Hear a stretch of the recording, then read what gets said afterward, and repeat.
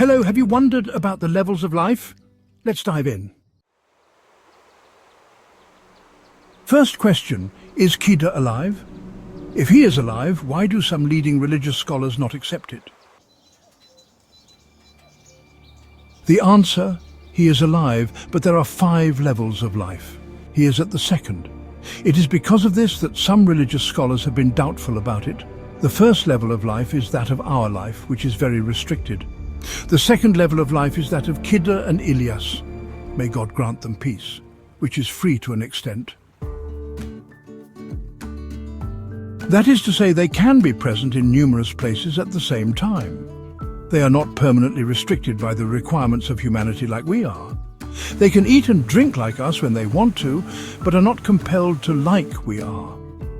Saints who attain to direct vision and knowledge of reality have reported virtually unanimously their adventures with Qida, and these elucidate and prove this level of life. One of the degrees of sainthood even is called the degree of Qida. A saint who reaches it receives instruction from Qida and meets with him. But it sometimes happens that such a person is mistakenly thought to be Qida himself.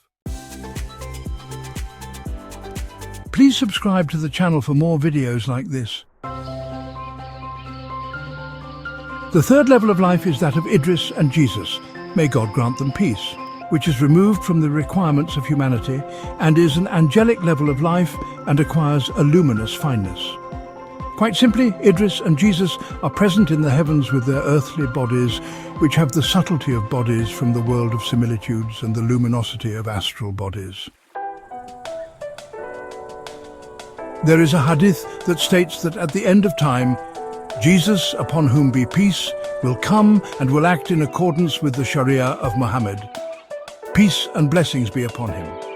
This indicates that at the end times, the religion of Christianity will be purified and divest itself of superstition in the face of the current of unbelief and atheism born of naturalist philosophy, and will be transformed into Islam.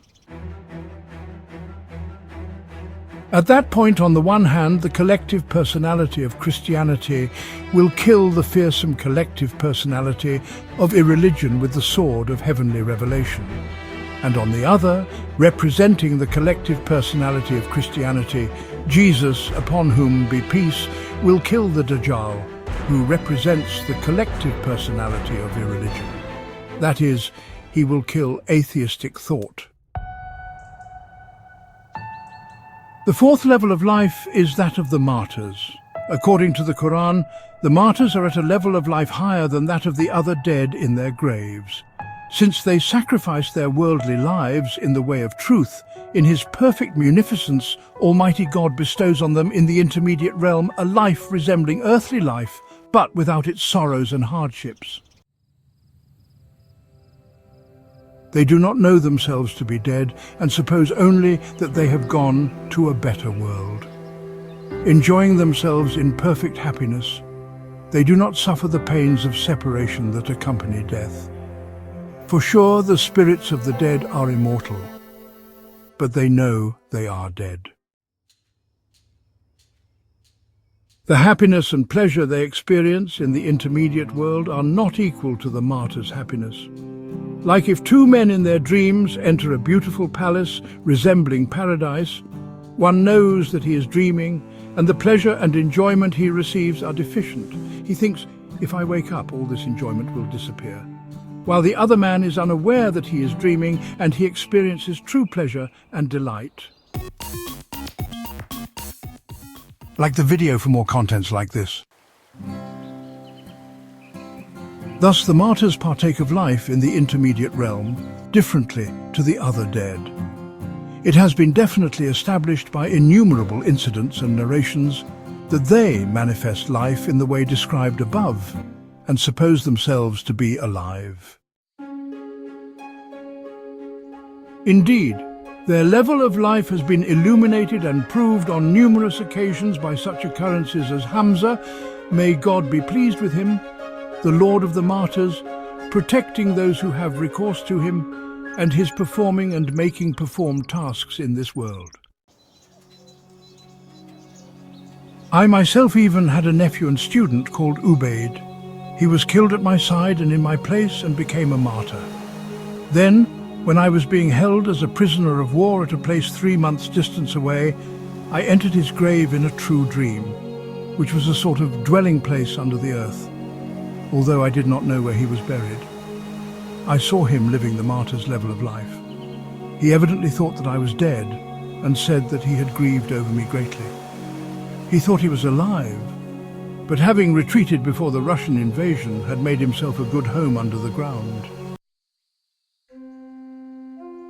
Thus, owing to such indications, my unimportant dream convinced me about the above-mentioned truth, as certainly as having witnessed it. The fifth level of life is that of the spirits of the dead in their graves. Yes, death is a change of residence, the liberation of the spirit, a discharge from duties. It is not annihilation, non-existence, and a going to nothingness.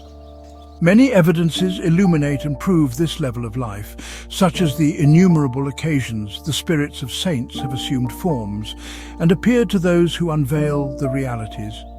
And the other dead have communicated with us while awake or sleeping, and have told us of things that are conformable with reality. In fact, the 29th word, which is about the immortality of man's spirit, demonstrates this level of life with incontrovertible proofs. Watch the next video, like and subscribe to channel. Thanks for your support. Peace be upon you.